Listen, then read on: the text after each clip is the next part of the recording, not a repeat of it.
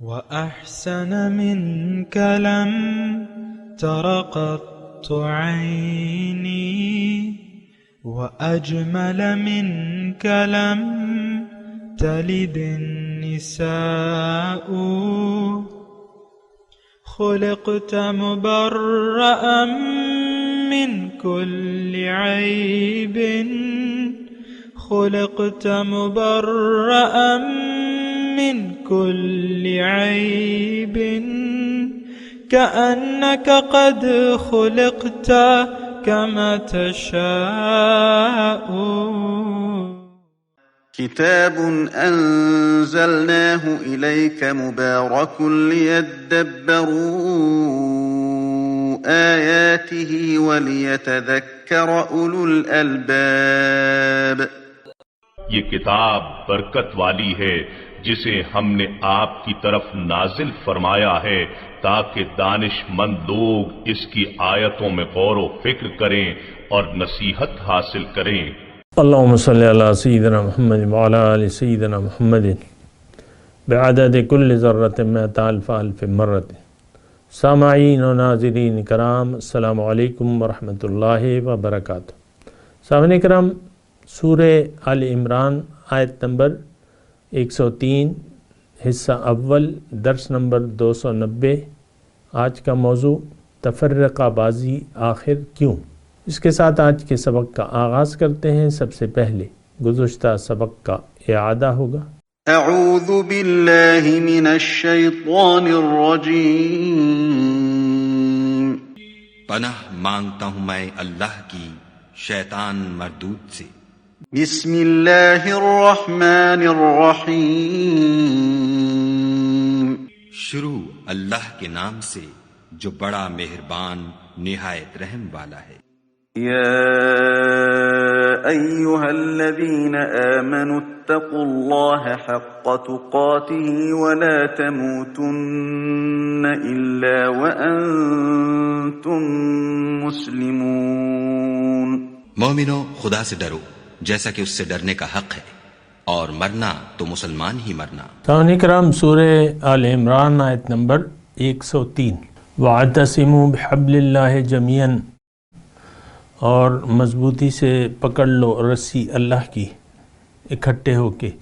وَلَا تَفَرَّقُوا، اور پھوٹ نہ ڈالو آپس میں. وَاذْكُرُوا نِعْمَةَ اللَّهِ عَلَيْكُمْ، اور اللہ کی نعمت یاد کرو. اذ کنتم اعداء، جب کہ تم آپس میں دشمن تھے. فَأَلَّفَ بَيْنَ قُلُوبِكُمْ، بس تمہارے دلوں کے درمیان الفت ڈال دی. فَأَصْبَحْتُمْ بِنِعْمَتِهِ إِخْوَانًا، تو اس کی نعمت سے تم ہو گئے بھائی بھائی. وَكُنْتُمْ عَلَى شَفَا حُفْرَةٍ، اور تم تھے آگ کے گڑھے کے کنارے پر. شفا کہتے ہیں کنارے کو، حفرہ گڑھا، آگ. فَأَنْقَذَكُم مِّنْهَا، تو اللہ تعالیٰ نے تمہیں اس سے بچا لیا. كَذَلِكَ يُبَيِّنُ اللَّهُ لَكُمْ آيَاتِهِ، اسی طرح وضاحت سے اللہ تعالیٰ اپنے احکامات تمہیں بیان کرتا ہے. لَعَلَّكُمْ تَهْتَدُونَ، تاکہ تم ہدایت پا جاؤ.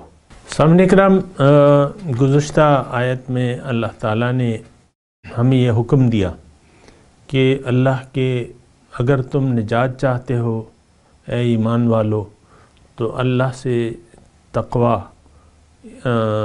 یعنی اللہ تعالیٰ کے تقوی کا حق ادا کرو جیسا کہ اس کا حق ہے. اور موت کے وقت تم ایسے ہو مسلمان ہو کے جاؤ. بہرحال اس پہ ہم نے بات کی ہے. آج کی جو آیت ہے اس کا آپ نے ترجمہ سن لیا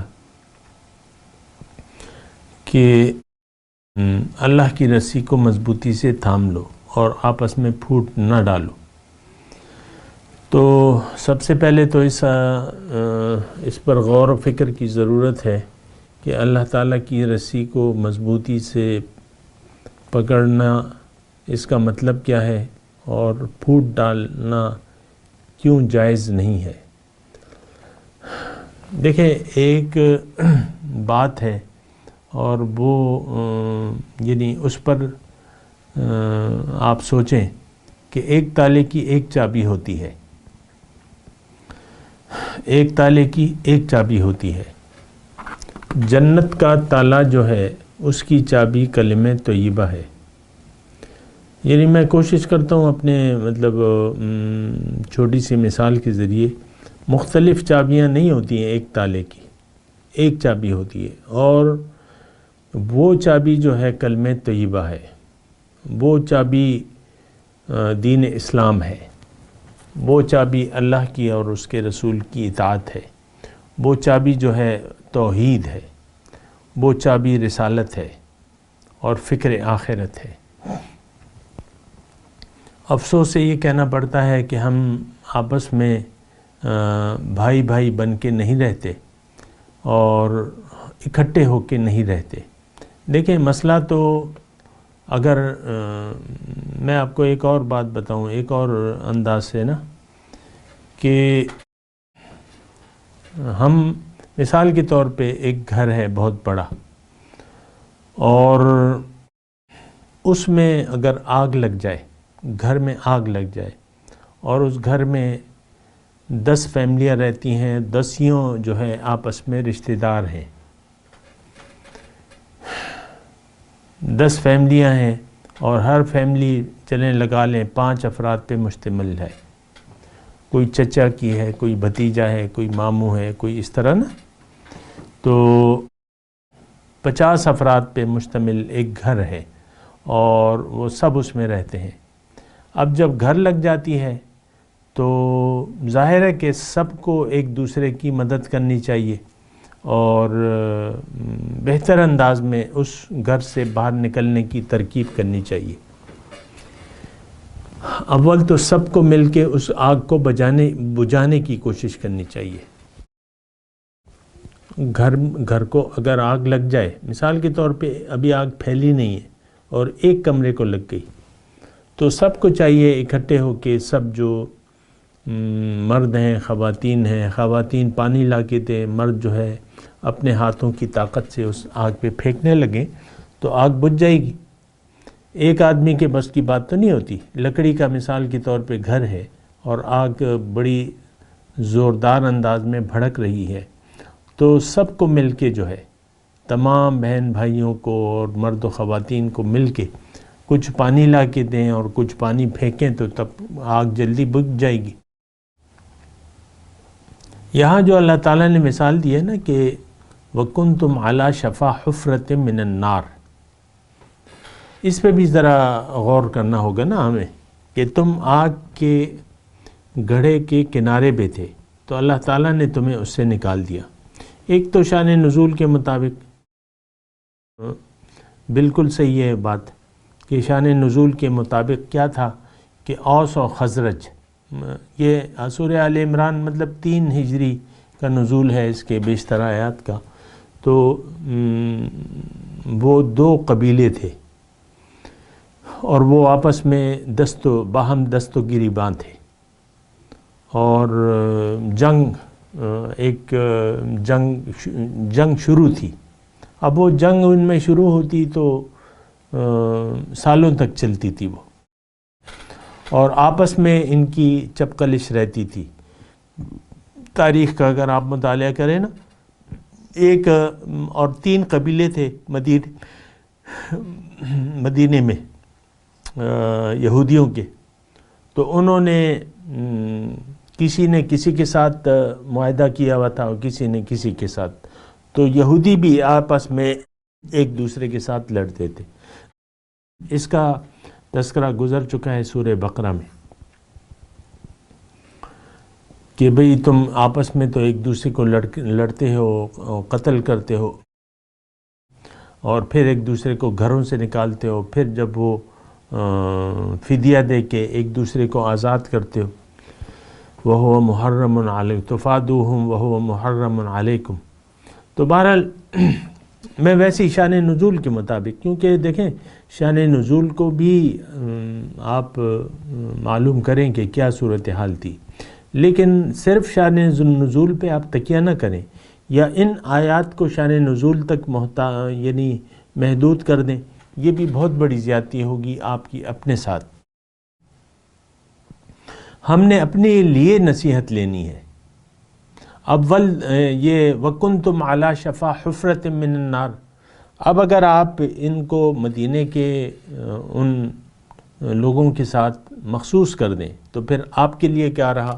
لیکن آپ کو دیکھنا ہوگا کہ قرآن کا ایک ظاہر بھی ہے اور ایک باطن بھی ہے، اور دونوں چیزیں ہیں.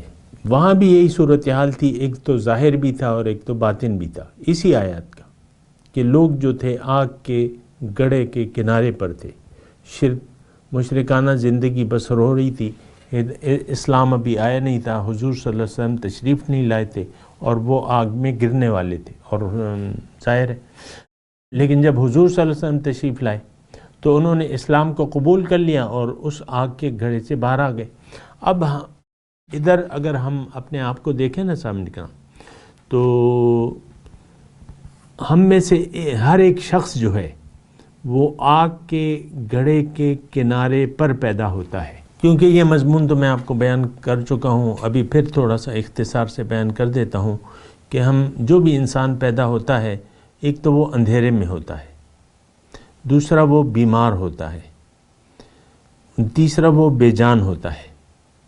اندھیرے میں ہوتا ہے، اس کو روشنی کی ضرورت ہے. بے جان ہوتا ہے، اس کو جان کی ضرورت ہے کہ اس میں زندہ ہو جائے. اور بیمار ہوتا ہے، اشد بیمار ہوتا ہے، اس کو شفا کی ضرورت ہے، علاج کی ضرورت ہے. یہ یعنی بالکل محکم بات میں آپ کو کہہ رہا ہوں. ہمارا تو برا حال ہے، ہم کہتے ہیں نہ ہم بیمار ہیں، نہ بے جان ہیں، اور نہ اندھیروں میں ہیں. روشن خیالی کا آپ نے نام سنا ہوگا، ہم روشن خیال ہیں. آج بھی آپ زیادہ ہوشیار آپ لوگوں میں سے وہ ہے جو کچھ دین لے لے اور کچھ دنیا لے لے اور سمجھداری کے ساتھ زندگی گزارے. یعنی یہ آج کا ماحول ایسا ہے کہ ٹوٹلی دین کو اختیار کرنے کو ہم دقیانوسی قرار دیتے ہیں، اور بنیاد پرست اور دقیانوسی اور فنڈامنٹلسٹ ایسا آپ نے اصطلاحات گھڑی ہوئی ہیں. بہرحال انسان، اب میں آپ کو ان آیات کی جو آیت ہے 103 نمبر، اس کی روشنی میں آپ کو یہ بات بتا رہا ہوں کہ انسان پیدا ہوتا ہے آگ کے گڑھے کے کنارے. اگر یہ ہدایت قبول کر لیتا ہے تو پھر یہ اس آگ سے بچ جاتا ہے. ہدایت قبول کر لیتا ہے، کلمہ طیبہ اقرار کر لیتا ہے، پھر اس کے تقاضوں پر چل پڑتا ہے، تقویٰ کی روش اختیار کر لیتا ہے اور کمال احتیاط سے زندگی گزارنا شروع کر دیتا ہے، تو یہ اس آگ سے بچ جاتا ہے. اگر اب دیکھیں میں دوسرا جملہ کہنے والا ہوں، ذرا سنیں. اگر اس نے انسان جب روح آتی ہے، اس کو جسم ملتا ہے، یہ شعور اور عقل اور شعور کا مالک بن جاتا ہے، یعنی عاقل اور بالغ، آپ کی الفاظ کی روشنی میں کہہ رہا ہوں. اور اب اسے اگر اللہ تعالیٰ اب اس کو ہدایت دینا، اس کو روشنی دینا، اس کو شفا یابی کا راستہ دکھانا، اس کو زندگی کا راستہ بتانا، یہ اللہ تعالیٰ کی ذمہ داری ہے. یہ ایک بات نوٹ کر لیں. انسان ہدایت کا محتاج ہے، انسان اندھیروں میں ہے، تو اس کو روشنی کی، ہدایت کی روشنی دینا یہ اللہ تعالیٰ کی ذمہ داری ہے. جب بھی یہ اللہ تعالیٰ کی دی ہوئی ہدایت کو قبول کر لیتا ہے تو یہ اس آگ کے گڑھے سے بچ جاتا ہے. یہ آگ کے گڑھے کے کنارے پر ہے، پھر اس سے وہ بچ جاتا ہے کلمہ طیبہ اور اس کے تقاضے پورے کر کے یہ اس میں جان آ جاتی ہے، یہ زندہ ہو جاتا ہے اور یہ شفایاب ہو جاتا ہے، تندرست ہو جاتا ہے. یہ اندھیرے سے اللہ تعالیٰ اس کو نکال کر، اللہ تعالیٰ اس کا دوست بن جاتا ہے جو اس کو اندھیروں سے نکال کے روشنی کی طرف لے جاتا ہے. تو یہ وضاحت سے اللہ تعالیٰ نے یہاں آپ کو بتا دیا. وَكُنْتُمْ عَلَى شَفَا حُفْرَةٍ مِّنَ النَّارِ فَأَنْقَذَكُم مِّنْهَا، کہ تم تھے آگ کے گڑھے کے کنارے پر، پھر تم میں اللہ تعالیٰ نے اس سے نکال دیا، ہدایت پیش کی تم نے ہدایت قبول کی، اللہ تعالیٰ نے تمہیں راہ مستقیم دکھایا، تم نے اس راہ مستقیم کو قبول کر لیا اور سیدھے راستے پر چلے، اللہ کے دین اور محمد صلی اللہ علیہ وسلم کی پیروی شروع کر دی، تو اللہ تعالیٰ اس انسان کو نکال لیتا ہے۔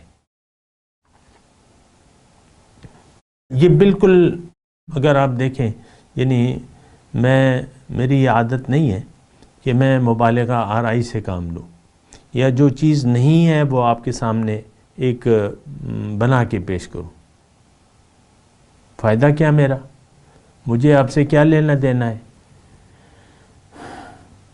کوئی تنخواہ آپ سے تو میں طلبگار نہیں ہوں، اور کہ میں آپ کو دلکش قصے سناتا رہوں، ایسی بات تو نہیں ہے۔ تو بات یہ ہے کہ آپ نے خود سوچنا ہوگا کہ میں کہاں پر کھڑا ہوں، اس آیت میں میرے لیے کیا ہے۔ ایک تو یہ مضمون ہے وَكُنْتُمْ عَلَى شَفَا حُفْرَةٍ مِّنَ النَّارِ فَأَنْقَذَكُم مِّنْهَا۔ اب بات یہ ہے کہ ہم سب آپس میں بھائی بھائی ہیں، ہم آپس میں بھائی بھائی ہیں۔ اب جب بھائی بھائی کی مدد نہیں کرے گا، دو بھائی ہیں، مثال کے طور پہ ایک کمرے میں آگ لگ جاتی ہے۔ دیکھیں میں مختلف مثالیں آپ کو دے رہا ہوں، مثالوں سے میرا غرض جو ہے ایک بات کو واضح کرنا ہے، بس اتنی سی بات ہے۔ دو بھائی ہیں، ایک کمرے میں ایک کمرے میں رہتا ہے، دوسرا چھوٹا بھائی ہے، وہ تھوڑا سا چلنے میں کمزور ہے، تو جب آگ لگ جاتی ہے تو اس کو چاہیے کہ اپنے کمزور بھائی کو لے کے اپنے ساتھ چلے اور اس آگ سے نکلے۔ دیکھیں دنیا جو ہے، یہ میں نے آپ کو بتایا نا کہ اس کی مانند ایک گھڑا ہے، آگ کے گڑھے کے کنارے انسان پیدا ہوتا ہے۔ اگر یہ بیدار نہ ہوا، اگر اس نے اللہ کی طرف رجوع نہ کیا، تو اس آگ کے گڑھے میں جا پڑے گا۔ جہاں تک تعلق ہے اللہ کی رسی کا، تو اللہ تعالیٰ کی رسی کیا ہے؟ اللہ کی رسی وہ ہدایت ہے جو اس نے آسمان سے ہمارے لیے نازل فرمائی ہے۔ اِنَّا نَحْنُ نَزَّلْنَا الذِّكْرَ، ہم نے یہ ذکر نازل کیا ہے۔ تو یہ قرآناً عربیاً غیر ذی عوج، یہ قرآن اللہ تعالیٰ نے ہمارے لیے نازل کیا ہے۔ اور یہ قرآن ہے کیا؟ یہ دراصل اللہ تعالیٰ کی اس کی مثال جو ہے رسی کی ہے۔ جس نے بھی اس ہدایت کو مضبوطی سے پکڑ لیا اور تو وہ اس کے ذریعے جو ہے وہ آگ، یعنی آگ کے گڑھے سے بھی باہر آ جائے گا، اور اللہ تعالیٰ اس رسی کے ذریعے اس کی معراج تک پہنچا دے گا۔ یعنی یہ رسی ہے کیا؟ دراصل یہ اللہ تعالیٰ کی دی ہوئی ہدایت ہے۔ اس کو جب ہم مضبوطی سے اس پر عمل پیرا ہو جائیں گے تو اللہ تعالیٰ ہمیں ہماری معراج تک پہنچا دے گا۔ انسان یعنی اس کا بیڑا پار ہو جائے گا۔ یعنی ایک کنویں میں ایک انسان اندھے کنویں میں ہے، آپ رسی پھینکتے ہیں، اور اگر اس نے جو کنویں میں گرا ہوا ہے، جو اندھیروں میں ہے، اندھا کنواں ہے، اس نے اگر وہ رسی پکڑ لی تو آہستہ آہستہ وہ روشنی کی طرف بھی آ جائے گا اور اس اندھے کنویں سے نجات بھی پالے گا۔ تو اسی لیے اللہ تعالیٰ فرما رہا ہے وَاعْتَصِمُوا بِحَبْلِ اللَّهِ جَمِيعًا، اللہ کی رسی کو مضبوطی سے تھام لو اور آپس میں پھوٹ نہ ڈالو۔ یہ پھوٹ ڈالنے کا عمل جو ہے صاحبان کرام، یہ انتہائی ہماری امت میں ایسا یعنی شروع سے ایسی باتیں چلی آ رہی ہیں جس کے ذریعے انسان یعنی بجائے اللہ تعالیٰ کی رسی کو مضبوطی سے پکڑنے کے، بعض انسانوں کی کوشش یہ ہوتی ہے کہ وہ امت میں پھوٹ ڈالے، اور یہ پھوٹ زیادہ تر جو عالم لوگ ہیں وہ ڈالتے ہیں۔ کسی بھی فرقے کا سربراہ جو ہے وہ جاہل نہیں ہوتا، وہ عالم ہوتا ہے۔ علماء جو بھی ہیں، اور میں تو علماء حق کو سلام کرتا ہوں اور ان کے پاؤں کی خاک کے برابر ہوں، لیکن آپ کو معلوم ہے کہ امت جو ہے تفرقہ بازی کا شکار ہو گئی ہے، اور علماء جو ہے یہ کام سر انجام دیتے ہیں، اور وہ اپنی 1.5 انچ کی مسجد جو ہے وہ الگ بنا لیتے ہیں۔ حق کی تلاش، اگر دیکھیں حق کی اگر آپ متلاشی ہوں تو آپ اگر یعنی ایسے فرقے میں ہیں، مثال کے طور پہ عرض کر رہا ہوں، میرا تو کوئی میں آپ کو کہہ رہا ہوں کہ میرا کوئی لینا دینا نہیں ہے اس فرقہ واریت سے، اللہ تعالیٰ مجھے اور ہم سب کو بچائے رکھے، لیکن میں یہ کہہ رہا ہوں دیکھیں میں بھی حق کا پیروکار ہوں، حق کا متلاشی ہوں۔ آپ مجھے اگر کوئی سیدھا راستہ بتائیں گے تو میں اس کو کیوں نہ لوں گا، کیوں قبول نہیں کروں گا؟ دیکھیں مثال کے طور پہ ہم پیدل جا رہے ہیں کہیں پہ پیدل، اور ایک گروپ ہے لوگوں کا، اب منزل ایک ہے، سب کی منزل ایک ہے، اس میں سے یعنی کچھ دور تک تو لوگ چل پڑتے ہیں، یعنی 1 میل چل لیے یا آدھا میل چل لیے، سب اکٹھے ہو کے ایک ہی منزل کی طرف جا رہے ہیں۔ راستے میں جو ہے وہ اگر کسی کو راستہ پتہ نہ ہو تو وہ دوسرے سے پوچھ لیتا ہے، دوسرے سے پوچھ کہ بھئی یہ تو مجھ پہ تھوڑا راستہ مشتبہ ہو گیا، سیدھا راستہ کون سا ہے اور صحیح راستہ کون سا ہے؟ تو اختلاف امت میں اختلاف رحمت ہے، لیکن تفرقہ بازی جو ہے یہ لعنت ہے۔ اختلاف ہو سکتا ہے، صحابہ کرام میں اختلاف بعض وقت ہوا ہے اور حضور نے اس پہ خاموشی اختیار کی ہے، اس کی اب میں وضاحت نہیں کر رہا، لیکن اختلاف ہو سکتا ہے، لیکن اصل چیز جو ہے وہ اللہ ہے جو ہماری منزل ہے اور اس تک جانا ہے ہم نے۔ اب اس میں اگر آپ کی ایک بات سمجھ میں نہیں آتی ہے، یعنی 2-3 دن آپ کسی غلط فہمی کا شکار ہوتے ہیں اور پھر اگر آپ کو سیدھا راستے کا پتہ چل جاتا ہے تو آپ رجوع کر لیتے ہیں، اس خیال سے رجوع، صحابہ کرام نے پھر رجوع کر لیا۔ حضرت عمر، حضرت ابوبکر صدیق رضی اللہ تعالیٰ عنہ کے دور میں ارتداد کا فتنہ شروع ہو گیا تھا، لوگ مرتد ہو رہے تھے، جھوٹے مدعیان نبوت تھے، اور ادھر شام سے حضرت اسامہ بن زید کی سربراہی میں حضور صلی اللہ علیہ وسلم نے اپنی زندگی میں ایک لشکر ترتیب دے کے ان کو بھجوایا تھا، جو کہ حضور کی علالت کی وجہ سے رک گیا تھا، لیکن جب حضور صلی اللہ علیہ وسلم ظاہری طور پہ پردہ فرما لیا، پھر ان کا جانا تو تھا، وہ حضور نے ترتیب دیا تھا، اور پھر ایک گروہ جو تھا انہوں نے زکوٰۃ کی ادائیگی سے انکار کر دیا تھا۔ تو امیر المؤمنین، خلیفۃ المؤمنین جو تھے وہ اب حضرت ابوبکر صدیق تھے، انہوں نے ان مانعین زکوٰۃ سے جنگ کا ارادہ فرما لیا کہ ہم ان سے جنگ کریں گے۔ اب اس میں صحابہ کرام کا اختلاف پیدا ہو گیا،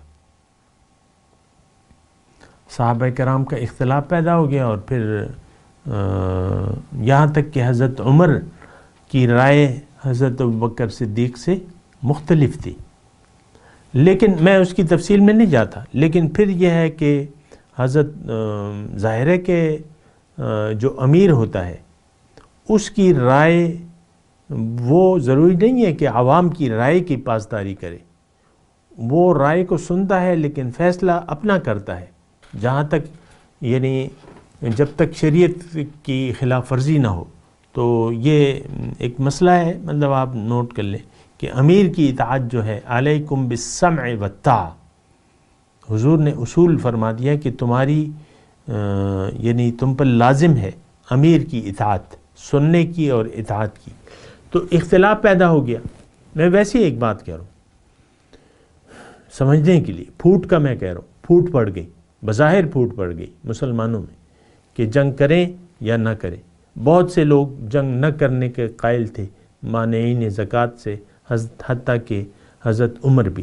پھر حضرت ابوبکر صدیق کے سامنے جب انہوں نے بات شروع کی تو پھر جو اب حضرت ابوبکر صدیق نے دلیل دی ان کو، تو وہ پھر مطمئن ہو گئے، اپنی رائے سے رجوع کر لیا، اور سب کا پھر اتفاق ہو گیا کہ ہاں ان سے جنگ کرنی ہے۔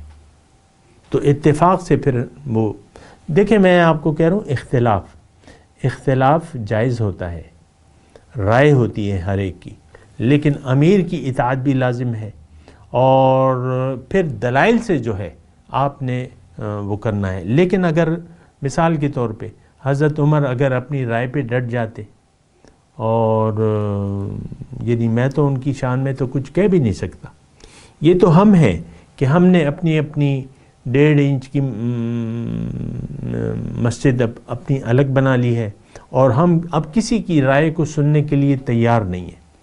آج جو فرقہ واریت ہے تو اس کا تو کوئی حل نہیں ہے، کیونکہ ہم نے ایک ضد اپنا لی ہے، ایک ضد ہے یہ، اور ہم زیادہ مستقیم سے ہٹے ہوئے ہیں۔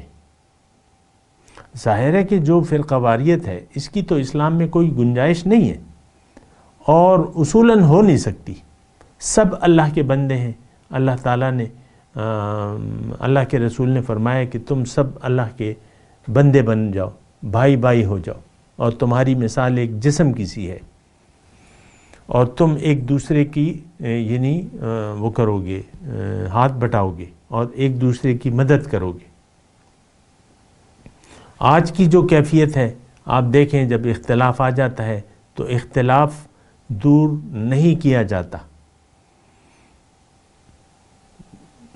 سب امت مسلمہ کو ایک ہاتھ بننے کی ضرورت ہے، وَهُمْ يَدٌ عَلَى مَا سِوَاهُ، یعنی یہ حضور صلی اللہ علیہ وسلم کے الفاظ ہیں کہ وہ کافر کے مقابلے میں ایک مٹھی ہوتے ہیں۔ ہم تو آج مسلمان کا گلا کاٹ رہا ہے، سعودی عرب لگا ہوا ہے، یمنی مسلمان بھائی ہیں، ان پہ بمباریاں کر رہا ہے، یمنی بھی لڑ رہے ہیں ان سے، اور کچھ بیٹھ کے بات نہیں کرتے۔ ایران لڑ رہا ہے ایران سے، ایران والے سعودی والوں کے مخالف ہیں۔ آپ کو معلوم ہے ایران اپنی چاہتا ہے، اور جو بھی اس کے مشن ہے، پروپیگنڈا ہے، یا وہ کہتا ہے کہ ہمارا جو ہے مسلک ہے صحیح ہے، اور دنیا میں اس کا بول بالا ہونا چاہیے۔ ایک شیعہ کے مذہب کو ہونا چاہیے، باقی مذاہب نہیں ہونے چاہیے، باقی کوئی مسلک نہیں ہونا چاہیے۔ اسی طرح ہر ایک اسی طرح سوچتا ہے کہ ہم صحیح ہیں۔ اب سعودی لوگ جو ہیں عام طور پہ ہمیں ایشیا کے لوگوں کو کافر اور مشرک قرار دیتے ہیں۔ آپ کو معلوم ہے کتابیں آپ کو وہ دیں گے کہ جو قبر پہ جا رہا ہے یہ تو قبر پرستی ہے، یہ شرک ہے، اور جو ایسا کر رہا ہے ویسا کر رہا ہے یہ تو مشرک ہے۔ تو دیکھیں اختلاف اس وقت پیدا ہوتا ہے جب آپ زیادہ مستقیم سے ہٹ جاتے ہیں۔ جب خلوص ہو تو اختلاف کی گنجائش ہے، اور لیکن وہ بیٹھ کے اختلاف دور کیا جاتا ہے۔ اختلاف اس لیے نہیں کیا جاتا کہ آپ اپنی 1.5 انچ کی مسجد بنا لیں۔ بہرحال مضمون جاری ہے، میں تلاوت کرتا ہوں، میرے ساتھ دہرائیے۔ اعوذ باللہ من الشیطان الرجیم، بسم اللہ الرحمن الرحیم۔ وَاعْتَصِمُوا بِحَبْلِ اللَّهِ جَمِيعًا وَلَا تَفَرَّقُوا وَاذْكُرُوا نِعْمَةَ اللَّهِ عَلَيْكُمْ إِذْ كُنْتُمْ أَعْدَاءً فَأَلَّفَ بَيْنَ قُلُوبِكُمْ فَأَصْبَحْتُمْ بِنِعْمَتِهِ إِخْوَانًا وَكُنْتُمْ عَلَى شَفَا حُفْرَةٍ مِّنَ النَّارِ فَأَنْقَذَكُم مِّنْهَا كَذَلِكَ يُبَيِّنُ اللَّهُ لَكُمْ آيَاتِهِ لَعَلَّكُمْ تَهْتَدُونَ۔ اب ان آیت کی تلاوت اور ترجمہ۔ اعوذ باللہ من الشیطان الرجیم۔ پناہ مانگتا ہوں میں اللہ کی شیطان مردود سے۔ بسم اللہ الرحمن الرحیم۔ شروع اللہ کے نام سے جو بڑا مہربان نہایت رحم والا ہے۔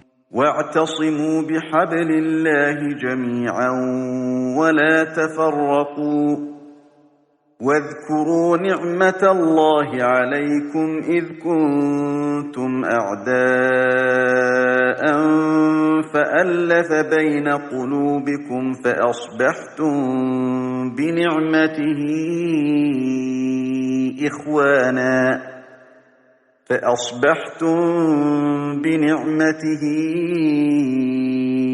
إخوانا وكنتم على شفا حفرة من النار فأنقذكم منها كذلك يبين الله لكم آياته لعلكم تهتدون۔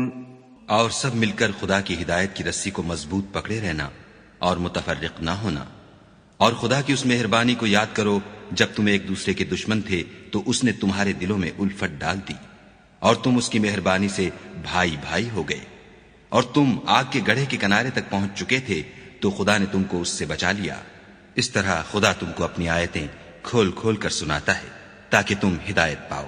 سامعین کرام، اس کے ساتھ آج کے درس کا وقت اختتام کو پہنچا۔ اگلے درس میں انشاءاللہ ملاقات ہوگی۔ وآخر دعوانا ان الحمدللہ رب العالمین۔